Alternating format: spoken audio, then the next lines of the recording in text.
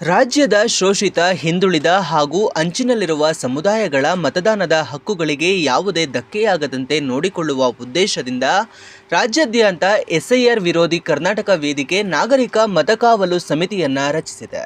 Booth ಮಟ್ಟದಿಂದ ರಾಜ್ಯ ಮಟ್ಟದವರೆಗೆ ಈ ಸಮಿತಿ ಕಾರ್ಯನಿರ್ವಹಿಸಲಿದ್ದು, ಮತದಾರರ ಹಕ್ಕುಗಳ ರಕ್ಷಣೆ ಹಾಗೂ ಎಸ್ಐಆರ್ ಜಾರಿಯಿಂದ ಉಂಟಾಗುತ್ತಿರುವ ಸಮಸ್ಯೆಗಳ ವಿರುದ್ಧ ಜನಜಾಗೃತಿ ಮತ್ತು ಹೋರಾಟವನ್ನು ಸಂಘಟಿಸಲಾಗುತ್ತದೆ ಎಂದು ವೇದಿಕೆ ತಿಳಿಸಿದೆ.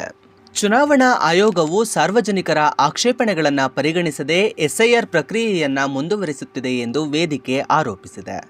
ಈ ವ್ಯವಸ್ಥೆಯಿಂದಾಗಿ ಈಗಾಗಲೇ ಹಲವು ರಾಜ್ಯಗಳಲ್ಲಿ ಲಕ್ಷಾಂತರ ಅರ್ಹ ಮತದಾರರು ಮತದಾನದ ಹಕ್ಕಿನಿಂದ ವಂಚಿತರಾಗಿದ್ದಾರೆ ಎಂದು ಹೇಳಿದೆ. ಎಸ್ಐಆರ್ ಪ್ರಕ್ರಿಯೆ ಅವೈಜ್ಞಾನಿಕ ಮತ್ತು ದೋಷಪೂರಿತವಾಗಿದೆ ಎಂದು ಆರೋಪಿಸಿರುವ ವೇದಿಕೆ, ಕಳೆದ ಹಲವು ತಿಂಗಳುಗಳಿಂದ ನಿರಂತರ ಪ್ರತಿಭಟನೆ ನಡೆಸುತ್ತಿದ್ದರೂ ಚುನಾವಣಾ ಆಯೋಗದಿಂದ ಯಾವುದೇ ಸಮರ್ಪಕ ಸ್ಪಂದನೆ ದೊರೆತಿಲ್ಲ ಎಂದು ಅಸಮಾಧಾನ ವ್ಯಕ್ತಪಡಿಸಿದೆ. ಮತದಾನದ ಹಕ್ಕು ಪ್ರತಿಯೊಬ್ಬ ನಾಗರಿಕನ ಮೂಲಭೂತ ಪ್ರಜಾಪ್ರಭುತ್ವದ ಹಕ್ಕಾಗಿದ್ದು, ಯಾವುದೇ ಅರ್ಹ ಮತದಾರರ ಹೆಸರು ಮತಪಟ್ಟಿಯಿಂದ ಕೈಬಿಡದಂತೆ ರಾಜ್ಯಾದ್ಯಂತ ವ್ಯಾಪಕ ಜನಾಂದೋಲನ ರೂಪಿಸಲಾಗುವುದು ಎಂದು ಎಸ್ಐಆರ್ ವಿರೋಧಿ ಕರ್ನಾಟಕ ವೇದಿಕೆ ಘೋಷಿಸಿದೆ. ಇನ್ನೂ ನಮಗೆ ಸಾಕಷ್ಟು ಜನರಿಗೆ ಅರ್ಥ ಆಗದಲ್ಲಿರೋಂಥದ್ದು, ಇನ್ನೂ ನಾವು ಮ್ಯಾಪಿಂಗಲ್ಲೇ ಇದ್ದೀವಿ. ಫಾರಂ ತುಂಬೋದು, ಮ್ಯಾಪಿಂಗು, ಇದರಲ್ಲೇ ಒದ್ದಾಡ್ತಾ ಇದ್ದೀವಿ. ಎರಡನೇ ಗಂಡಾಂತರ ಮುಂದಿನ ತಿಂಗಳು ಇರುವಂಥದ್ದು ನಮಗೆಲ್ಲರೂ ಕೂಡ ಡಾಕ್ಯುಮೆಂಟ್ಸ್ ಕೊಡಬೇಕು ಅನ್ನೋಂಥದ್ದು. ಈಗ ಎಲ್ಲ ಫ್ರೀ ಫೀಲ್ ಮಾಡ್ತಾ ಇದ್ದೀವಿ. ಇದಕ್ಕೆ ಇಷ್ಟು ಪರದಾಟ, ಬರೀ ಫಾರ್ಮ್ ತುಂಬಕ್ಕೆ ಇಷ್ಟು ಪರದಾಟ. ರಿಯಲ್ ಪರದಾಟ ಸ್ಟಾರ್ಟ್ ಆಗೋದು ಮುಂದಿನ ತಿಂಗಳು. ಡಾಕ್ಯುಮೆಂಟ್ನ ಸಬ್ಮಿಟ್ ಮಾಡಬೇಕು ಅಂತ ಒಬ್ಬರಿಬ್ಬರಿಗಲ್ಲ, ಕನಿಷ್ಠ ಪಕ್ಷ 1.5 to 2 ಕೋಟಿ ಜನರಿಗೆ ನೋಟಿಸ್ ಬರುತ್ತೆ ಕರ್ನಾಟಕದಲ್ಲಿ. ನೀವು ಅದನ್ನು ಡಾಕ್ಯುಮೆಂಟ್ನ ಸಬ್ಮಿಟ್ ಮಾಡಬೇಕು ಅಂತ. 1.5 to 2 ಕೋಟಿ ಜನ ಡಾಕ್ಯುಮೆಂಟ್ ಸಬ್ಮಿಟ್ ಮಾಡೋದು ಸುಲಭ ಅಲ್ಲ. ಅವರು ಹೋಗಿ ನಮಗೆ ಡಾಕ್ಯುಮೆಂಟ್ಸ್, ಯಾಕಂದ್ರೆ ನಮ್ಮ ಹತ್ರ ಇರೋ ಡಾಕ್ಯುಮೆಂಟ್ಸ್ ಯಾವ ವರ್ಕೌಟ್ ಆಗಲ್ಲ. ನಮ್ಮಲ್ಲಿರುವ ಆಧಾರ್ ಕಾರ್ಡ್ ಇರ್ಬೋದು, ವೋಟರ್ ID ಇರ್ಬೋದು, ಪ್ಯಾನ್ ಕಾರ್ಡ್ ಇರ್ಬೋದು, ಬ್ಯಾಂಕ್ ಕಾರ್ಡ್ ಇರ್ಬೋದು, ರೆಸಿಡೆನ್ಷಿಯಲ್ ಸರ್ಟಿಫಿಕೇಟ್ ಇರ್ಬೋದು, ಡ್ರೈವಿಂಗ್ ಲೈಸೆನ್ಸ್ ಇರ್ಬೋದು, ಯಾವ ಕೆಲಸಕ್ಕೆ ಬರಲ್ಲ. ಅವ್ರು ಕೇಳುವಂಥ ಸರ್ಟಿಫಿಕೇಟ್ ನಮ್ಮ ಹತ್ರ ಇಲ್ಲ. ಅವನು ತರಲಿಕ್ಕೆಲ್ಲ ತಾಲೂಕು ಆಫೀಸಿಗೆ ನುಗ್ಗಿದ್ರೆ, ಕೋಟ್ಯಾಂತರ ಜನ ತಾಲೂಕು ಆಫೀಸಿಗೆ ನುಗ್ಗಿದ್ರೆ ತಮಾಷೆ ಅಲ್ಲ ಅವರಿಗೂ ಕೊಡೋಕ್ಕೆ. ಸೊ ಹಾಗಾಗಿ ಮುಂದಿನ ತಿಂಗಳು ದೊಡ್ಡ ಅರಾಜಕತೆಗೆ ಎಂಟ್ರ್ ಆಗ್ತಿದೆ. ಇದಕ್ಕಿಂತಲೂ ದೊಡ್ಡದ್ದು, ಇನ್ನೂ ಗಮನದಲ್ಲಿ ಇಲ್ಲದಲ್ಲೇ ಬರ್ದಲ್ಲೇ ಇರುವಂಥದ್ದು, ಲಾಜಿಕಲ್ ಡಿಸ್ಕ್ರಿಪೆನ್ಸಿಯನ್ನು ಸಾಫ್ಟ್ವೇರ್ನ ಕರ್ನಾಟಕದಲ್ಲಿ ಬಳಸಲಿಕ್ಕೆ ಎಲೆಕ್ಷನ್ ಕಮಿಷನ್ ತೀರ್ಮಾನ ಮಾಡಿರೋದು. ಇದನ್ನು ಎಲ್ಲರೂ ಗಮನಿಸಬೇಕು, ಎಲ್ಲ ಪಕ್ಷಗಳು ಗಮನಿಸಬೇಕು, ಎಲ್ಲ ಸಂಘಟನೆಗಳು ಗಮನಿಸಬೇಕು, ಎಲ್ಲ ನಾಗರಿಕರು ಗಮನಿಸಬೇಕು. ಇದುವರೆಗೆ ತನಕ ನಡೆದಿರುವಂಥ ಎಸ್ಐಆರ್ ಪ್ರಕ್ರಿಯೆಯಲ್ಲಿ ಲಾಜಿಕಲ್ ಡಿಸ್ಕ್ರಿಪೆನ್ಸಿ ಬಳಸಿದ್ದು ಬಂಗಾಳದಲ್ಲಿ ಮಾತ್ರ, ಬೇರೆ ಎಲ್ಲೂ ಅಲ್ಲ. ಬಂಗಾಳದಲ್ಲಿ ಬಹಳ ಜಾಗೃತಗೊಂಡು ಹೆಲ್ಪ್ ಡೆಸ್ಕ್ಗಳು ಮಾಡಿ ವರ್ಕ್ ಮಾಡಿದ್ದಕ್ಕೋಸ್ಕರ ಮೊದಲ ಎಸ್ಐಆರ್ ನೋಂದಾವಣಿಯಾಗಿ ಡ್ರಾಫ್ಟ್ ಲಿಸ್ಟ್ ಬಂದಾಗ ಡಿಲೀಟ್ ಆದವರು ಬಹಳ ಕಡಿಮೆ, 54 ಲಕ್ಷ ಡಿಲೀಟ್. ಅದು ದೊಡ್ಡ ಸಂಖ್ಯೆನೇ, ಆದರೆ 54 ಲಕ್ಷ ಡಿಲೀಟ್ ಆಯಿತು. ಈ 54 ಲಕ್ಷ ಡಿಲೀಟ್ ನಮ್ಗೆ ತೃಪ್ತಿ ಇಲ್ಲ. ಈ ಡಿಲಿಷನ್ ಇನ್ನೂ ಜಾಸ್ತಿ ಇದೆ ಅಂತ ಎಲೆಕ್ಷನ್ ಕಮಿಷನ್ ಮ್ಯಾನ್ಯುಯಲ್ ಚಾಲೆಂಜ್ ಮಾಡ್ತು. ಅದಕ್ಕೋಸ್ಕರ ಮೈಕ್ರೋ ಅಬ್ಸರ್ವರ್ಸ್ ಅಂತ ಕಳಿಸ್ಕೊಡ್ತು. 8,000 ಜನರನ್ನ ಹೊರಗಡೆಯಿಂದ ಕಳಿಸಿದ್ರು ಬೆಂಗಾಲಿಗೆ ಚೆಕ್ ಮಾಡೋಕ್ಕೆ. ಆದರೂ ಕೂಡ ಹೆಚ್ಚಿನ ವ್ಯತ್ಯಾಸ ಬರಲಿಲ್ಲ. ಆವಾಗ ತಂದಂಥ ಷಡ್ಯಂತ್ರನೇ ಲಾಜಿಕಲ್ ಡಿಸ್ಕ್ರಿಪೆನ್ಸಿ. ಇಂಥದ್ದೊಂದು ಇರಲೇ ಇಲ್ಲ, ಯಾವ ಕಾನೂನಲ್ಲೂ ಇಲ್ಲ, ಎಸ್ಐಆರ್ ಪ್ರೋಸೆಸ್ಸಲ್ಲೂ ಇಲ್ಲ, ಆದರೆ ಎಲ್ಲೂ ಟೆಸ್ಟು ಆಗಿಲ್ಲ. ದಿಢೀರಂತ ಒಂದು ಸಾಫ್ಟ್ವೇರ್ನ ತಂದಿಟ್ಟರು ಲಾಜಿಕಲ್ ಡಿಸ್ಕ್ರಿಪೆನ್ಸಿ ಅಂತ. ಅದರಿಂದಾಗಿ ಬಂಗಾಳದಲ್ಲಿ 1,33,00,000 ಜನರಿಗೆ ನೋಟಿಸ್ ಕಳಿಸಿದ್ರು. 1,33,00,000 ಜನ. ಅವಾಗ ಅದರಿಂದ ಡಿಲೀಟ್ ಆದವರು 91 ಲಕ್ಷ. ಅದಕ್ಕೆ ಮತ್ತೆ ಅಪೀಲ್ ಹೋದವರು 27 ಲಕ್ಷ. 27 ಲಕ್ಷ ಜನ ಡಾಕ್ಯುಮೆಂಟ್ ಸಬ್ಮಿಟ್ ಮಾಡಿದ್ರು. ಆ ವೆರಿಫಿಕೇಶನ್ ಮಾಡೋಕ್ಕಾಗಲಿಲ್ಲ ಅಂತ ಅವ್ರು ವೋಟಿಂಗ್ ರೈಟ್ಸ್ ಕೊಟ್ಟಿಲ್ಲ ಇವತ್ತು ಕೂಡ. ಈ ಒಂದು ಡೆಡ್ಲಿ ಸಾಫ್ಟ್ವೇರ್ನ ಲಾಜಿಕಲ್ ಡಿಸ್ಕ್ರಿಪೆನ್ಸಿನ ಕರ್ನಾಟಕದಲ್ಲಿ ತರ್ತಿಯಾರೆ ಮಾತ್ರ ಅಲ್ಲ, ಕಂಡೀಷನ್ಸ್ನ ರೈಸ್ ಮಾಡಿದ್ದಾರೆ. ಬಂಗಾಳದಲ್ಲಿದ್ದಾಗ 7 ಕಂಡೀಷನ್ನು, ಕರ್ನಾಟಕದಲ್ಲಿ 11 ಕಂಡೀಷನ್ನು. ಅಷ್ಟು ಮಾತ್ರವಲ್ಲ, ನಾವು ಡ್ರಾಫ್ಟ್ ಲಿಸ್ಟ್ ಬಂದ ಮೇಲೆ ಈ ಕಂಡೀಷನ್ಸ್ ಇನ್ನೂ ಹೊಸ ಕಂಡೀಷನ್ಸ್ನು ಆಡ್ ಮಾಡಬಹುದು ಅಂತಲೂ ಹೇಳಿದ್ದಾರೆ. ಇದರರ್ಥ ಅವರು ಟಾರ್ಗೆಟ್ ಇಟ್ಕೊಂಡಿದ್ದಾರೆ. ದೊಡ್ಡ ಮಟ್ಟದ ಲಾಜಿಕಲ್ ಅಂದರೆ ಏನು, ನಿಮ್ಮ ಸ್ಪೆಲ್ಲಿಂಗ್ ವ್ಯತ್ಯಾಸ ಇದ್ದರೂ ಲಾಜಿಕಲ್ ನಿಮಗೆ ನೋಟಿಸ್ ಬರ್ತದೆ. ನಿಮಗೆ ಡೇಟ್ ಆಫ್ ಬರ್ತ್ಗಳ ರೆಕಾರ್ಡ್ಸಲ್ಲಿ ಇರೋದರಲ್ಲಿ ಬದಲಾವಣೆ ಬಂದರೂ ಬರ್ತದೆ. ಅಣ್ಣ ತಮ್ಮಂದಿರ, ಅಕ್ಕ ತಂಗಿಯಂದಿರ ನಡುವೆ ವಯಸ್ಸಿನ ಅಂತರದಲ್ಲಿ 9 ತಿಂಗಳಿಗಿಂತ ಹೆಚ್ಚು ವ್ಯತ್ಯಾಸ ಇದ್ದರೆ ಅದು ಕೂಡ ಬರ್ತದೆ. ಅಪ್ಪ ಅಮ್ಮಂದಿರಿಗೂ ನಿಮಗೂ ವಯಸ್ಸಿನ ಅಂತರಕ್ಕೂ ಬರ್ತದೆ.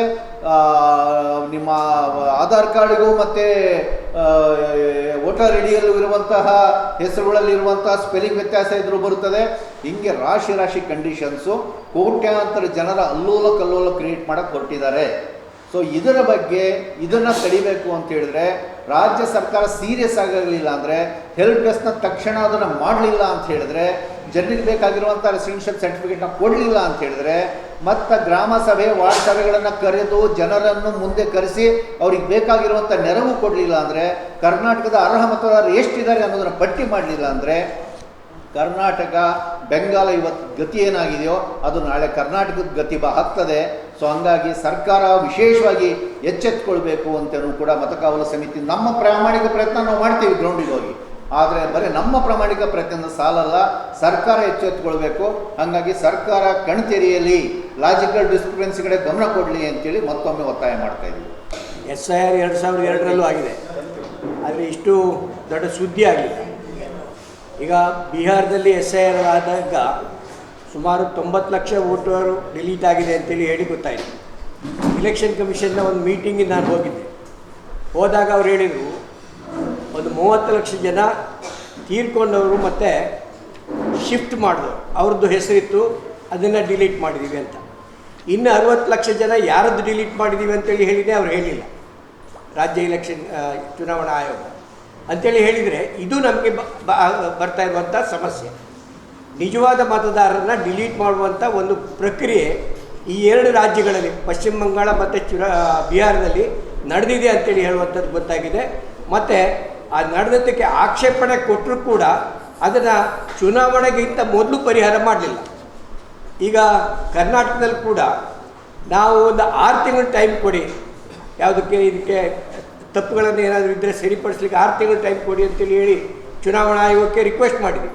6 ತಿಂಗಳೆಲ್ಲ, ಬರೀ 1 ತಿಂಗಳು ಟೈಮ್ ಮಾತ್ರ. ಸದ್ಯ ಯಾವ ಚುನಾವಣೆ ಇಲ್ಲ, ಆದರೂ ಕೂಡ 1 ತಿಂಗಳು ಮಾತ್ರ ಟೈಮ್ ಕೊಟ್ಟಿದ್ದಾರೆ ಅಂತೇಳಿ ಹೇಳುವಂಥದ್ದು ಕಾಣ್ತಾ ಇದ್ದೀವಿ.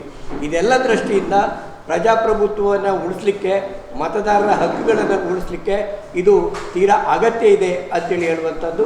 ಇನ್ನೊಂದು ಇದರಲ್ಲಿ ಮೆನ್ಷನ್ ಮಾಡಿದ್ದೀವಿ, ಏನಂದರೆ ಚುನಾವಣಾ ಆಯೋಗಕ್ಕೆ ಒಂದು ಪತ್ರ ಬರೆದ್ರೆ ಉತ್ತರ ಸಾಕು ಕೊಡೋಲ್ಲ. 2025ರಲ್ಲಿ ನಾವು ಒಂದು ಪತ್ರ ಬರೆದಿದ್ದೀವಿ, ಅದಕ್ಕೆ ಇನ್ನೂ ಕೂಡ ಯಾವುದೇ ಉತ್ತರ ಬಂದಿಲ್ಲ. ಆ ರೀತಿಯಾಗಿ ನಡೆಸ್ಕೊಳ್ತಾರೆ. ವಿಶೇಷವಾಗಿ ಅವಿದ್ಯಾವಂತರಿಗೆ ಮತ್ತು ಅಲೆಮಾರಿ ಜನಾಂಗ ತುಂಬ ಜನ ಇದ್ದಾರೆ, ಅವರಿಗೆ ಇದರಿಂದ ಅವರ ವೋಟು ಮತದಾರರ ಹಕ್ಕನ್ನು ಕಳ್ಕೊಳ್ಳುವಂಥ ಸಮಸ್ಯೆ ಇದೆ. ಇಂಥ ಒಂದು ಪ್ರಜಾಪ್ರಭುತ್ವ ಹಕ್ಕನ್ನು ಉಳಿಸ್ಕೊಳ್ಳಿಕ್ಕೆ ನಾವೆಲ್ಲರೂ ಸೇರಿ ಮಾಡ್ತಾಯಿದ್ದೀವಿ. ಅದಕ್ಕೆ ಜನರು ಕೂಡ ಬೆಂಬಲ ಕೊಡಬೇಕು ಅಂತೇಳಿ ಹೇಳಿ ನಾನು CPIM ಪರವಾಗಿ ಕೇಳ್ಕೊಳ್ತೀನಿ. On behalf of this combined platform, which began way back in March when our work with the government began to press forward on responding to SIR, that we had pressed for certain things, and now we see some of those coming into action as government orders. Not that they are in action, but they have come into being as government orders. As the list that you had been given earlier, to start with, we had pressed for permanent residence certificates or domicile certificates. A government order has been issued on this in order to support the voters, both for what we are asking for, these Pakka voter lists through Gram Sabhas, but also to support voters for the SIR process. Second, we had asked for help desks on which a government order has been issued. The help desks were again to support the voter across all panchayats and therefore make the electoral integrity of this country to safeguard it.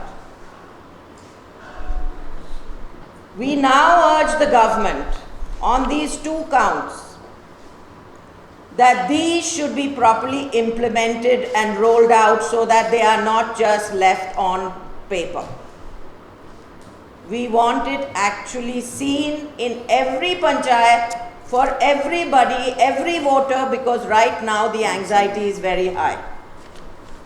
As you know, BLOs have their anxiety, but so do voters. Thirdly, and very importantly, where there is no government order, is on the Gram Panchayats, the Gram Sabhas. Now, you can see, you all have been reporting the confusion, the anxiety that is all around since the SIR has started its rollout. Having done a pilot on this, with the acknowledgement of local body officials, this can only aid and strengthen the way our voter roll is done in Karnataka. We strongly urge the government to move forward on this on a priority basis. Without this, the help desk and the permanent residence certificates are not very strong. So we strongly urge that this goes forward as a package, that these three things have to go together. The permanent residence certificates, the help desk and the Gram Sabhas, the ward and Gram Sabhas, so that we can actually ensure that the SIR is a meaningful exercise for us, but also to be able to be armed with a counter voter list through our Gram Sabhas. ಇದೊಂದು ಮತದಾರ ಪಟ್ಟಿ ಪರಿಷ್ಕರಣೆ ಅನೈತಿಕ, ಅವೈಜ್ಞಾನಿಕ ಹಾಗೂ ಸಂವಿಧಾನ ವಿರೋಧಿ ಅಂತ ನಾವು ಎಲ್ಲ ಒಂದಷ್ಟು ಸಂಸ್ಥೆಗಳು ಒಕ್ಕೂಟ ಮಾಡಿ ಪ್ರಜಾತಂತ್ರದ ಬುನಾದಿಯನ್ನು ಅಲ್ಲಾಡಿಸ್ತಾ ಇರೋದು. ಅದರ ವಿರೋಧವಾಗಿ ಈ SIR ಪ್ರಾಸೆಸ್ಸು ಇದ್ರ ವಿರುದ್ಧ ಕಗ್ಗೋಲೆ ನಡೀತಾ ಇದೆ. ಅದಕ್ಕೆ ಎಲ್ಲರೂ ಹೇಳಿದಂಗೆ ತರಬೇತಿ ಕಾರಾಗೃಹವನ್ನು ನಾವು ರಚಿಸ್ತಾ ಇದ್ದೀವಿ, ಕೇಂದ್ರಗಳನ್ನು ಮಾಡ್ತಾ ಇದ್ದೀವಿ. ಎಲ್ಲ ನಾಗರಿಕರು, ಕರ್ನಾಟಕದಲ್ಲಿರೋ ಎಲ್ಲ ನಾಗರಿಕರನ್ನ ವಿನಂತಿಸಿಕೊಳ್ಳುತ್ತಾ ಇದ್ದೀವಿ, ದಯವಿಟ್ಟು ಈ ಮತಗಾವಲ ಸಮಿತಿ ಹಾಗೂ ತರಬೇತಿ ಕೇಂದ್ರ ಎಷ್ಟೋ ಇನ್ನೂ ಗೊಂದಲಗಳಿದೆ. ಆ ಫಾರಂ ಅಲ್ಲಿ ಫಿಲಪ್ ಮಾಡೋದು, ರಿಲೇಶನ್ಶಿಪ್ ದೊಡ್ಡ ಗೊಂದಲ ಇದೆ. ಈ ಕರ್ನಾಟಕದಲ್ಲಿ ನಾನು ಗ್ಯಾರಂಟಿ ಮಾಡ್ತೀನಿ, 70-80 ಜನದ ಹತ್ರ ಒಂದು ಸಹ ಮತ ವೋಟರ್ ಕಾರ್ಡ್ ಸರಿಗಿರಲ್ಲ. ನಂದೇ ನೋಡ್ಕೊಳ್ಳಿ, ಹೆಸರು ತಪ್ಪು ಬರೆದಿದ್ದಾರೆ. ನನ್ನ ಹೆಂಡತಿ ಗಂಡನ ಹೆಸರಲ್ಲಿ ನಮ್ಮ ಬೀದಿ ಹೆಸರು ಬರೆದಿದ್ದಾರೆ, ನಮ್ಮ ತಾಯಿ ಅವ್ರ ಹೆಸರು ಇನ್ನೆಂಥದ್ದು ದೇಶದ ಹೆಸರು ಬರೆದಿದ್ದಾರೆ. ಇದೆಲ್ಲ ತೀರಾ ಕೆಟ್ಟ ಕೆಲಸ ಆಗಿದೆ. 75 ವರ್ಷದಲ್ಲಿ ಸರಿ ಮಾಡ್ತಾ ಇರಲಿಲ್ಲ. 1 ತಿಂಗಳಲ್ಲಿ SIR ಮುಗಿಸ್ಬೇಕು ಅಂತಿದ್ದಾರೆ. ತರಬೇತಿ ಕೇಂದ್ರ ನಡೆಸ್ತಾ ಇದ್ದೀವಿ. ನಿಮ್ಗೆಲ್ಲ ಈಗ ಪತ್ರ ಸಿಗುತ್ತೆ, ಅದರಲ್ಲಿ ಒಂದು QR ಕೋಡ್ ಕೊಟ್ಟಿದೆ. ದಯವಿಟ್ಟು ಆಸಕ್ತಿ ಉಳ್ಳವರಲ್ಲ, ಕಾಳಜಿ ಉಳ್ಳವರಲ್ಲ, ಎಲ್ಲರೂ ತಮ್ಮ ತಮ್ಮ ಮತವನ್ನ ಕಾಪಾಡಬೇಕು. ಮತಗಾವಲ ಸಮಿತಿಯನ್ನು ಮಾಡ್ತಾ ಇದ್ದೀವಿ. ದಯವಿಟ್ಟು QR ಕೋಡ್ ಅನ್ನ ತಾವು ಸ್ಕ್ಯಾನ್ ಮಾಡಿಬಿಟ್ಟು ಇದನ್ನ ಭಾಗವಹಿಸಿದ್ರಲ್ಲಿ ಒಟ್ಟಾರೆ ಡಾಕ್ಟರ್ ಬಾಬಾ ಸಾಹೇಬ್ ಅಂಬೇಡ್ಕರ್ ಅವರು ಚಾರಿತ್ರಿಕವಾಗಿ ನಮಗೆ ವೋಟಿನ ಹಕ್ಕನ್ನ ಕೊಟ್ಟಿದ್ರು. ಆ ವೋಟಿನ ಹಕ್ಕನ್ನ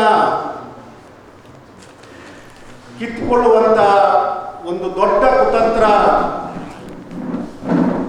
ಕೇಂದ್ರ ಸರ್ಕಾರ ಮತ್ತು ಬಿಜೆಪಿ RSS ಸರ್ಕಾರ ಇವತ್ತು ಚುನಾವಣೆ ಆಯೋಗದ ಮೂಲಕ ಈ ಕೆಲಸವನ್ನ ಮಾಡ್ತಾ ಇದೆ.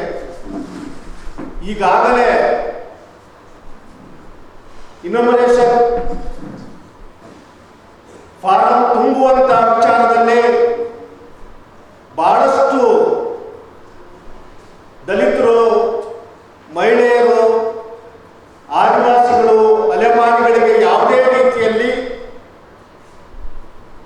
ಮಾಹಿತಿ ಇಲ್ಲ ಮತ್ತು ಈ ಇನಾಮರೇಷನ್ ಫಾರಂ ಅನ್ನ ತುಂಬುವ ವಿಚಾರದಲ್ಲಿ ಅವರು ವಂಚಿತರಾಗ್ತಿದ್ದಾರ. ಅವರಿಗೆ ಈ ಮಾಹಿತಿ ಸಿಗ್ತಾ ಇಲ್ಲ. ಈಗಾಗಲೇ ನಿನ್ನೆ ಸರ್ಕಾರ ಹೇಳಿದಾಗೆ ಈ ಮಾಹಿತಿಯನ್ನು ಕೊಡೋದಕ್ಕೆ ಮನೆಗಳಲ್ಲಿ ಮುಖಂಡರಿಲ್ಲ ಮತ್ತು ಕುಟುಂಬಸ್ಥರಿಲ್ಲ. ಹಾಗಾಗಿ ಬೇರೆ ಬೇರೆ ಕಡೆ ವಲಸೆ ಹೋಗಿದ್ದಾರ, ಕೂಲಿಗೆ ಹೋಗಿದ್ದಾರ ಬಡವರು. ಹಾಗಾಗಿ ಬಹಳ ವ್ಯವಸ್ಥಿತವಾಗಿ ದಲಿತರನ್ನ, ಮಹಿಳೆಯರನ್ನ, ಆದಿವಾಸಿ ಬಡವರನ್ನ ಪ್ರಾರಂಭದಲ್ಲೇ ಈ ತುಂಬುವ ಪ್ರಕ್ರಿಯೆಯಿಂದಲೇ ವಂಚನೆ ಮಾಡುವಂತ ಕೆಲಸವನ್ನ ಬಹಳ ವ್ಯವಸ್ಥಿತವಾಗಿ ಈ ಚುನಾವಣಾ ಆಯೋಗದ ಮೂಲಕ ಕೇಂದ್ರ ಸರ್ಕಾರ ಮಾಡ್ತಾ